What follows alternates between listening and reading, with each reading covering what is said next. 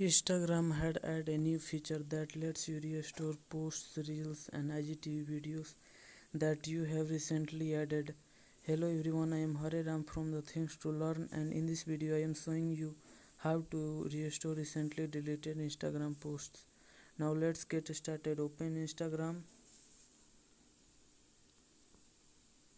and go to your profile. Then tap the menu icon in the top right corner. Select settings, then tap account. Scroll down and select recently deleted. Then tap the post you did like to bring it back to your page. Tap the menu icon. Then select restore.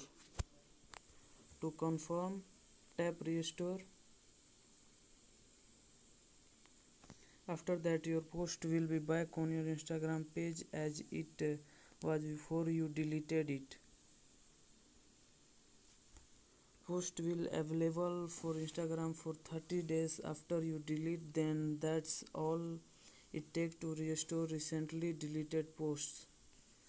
Thank you for watching. If you found this video helpful, we did love it if you did hit thumbs up button below and subscribe to our channel. We put out great new tech tutorials like this one every day. Thank you. And you can see that it is available into my home page. Thank you.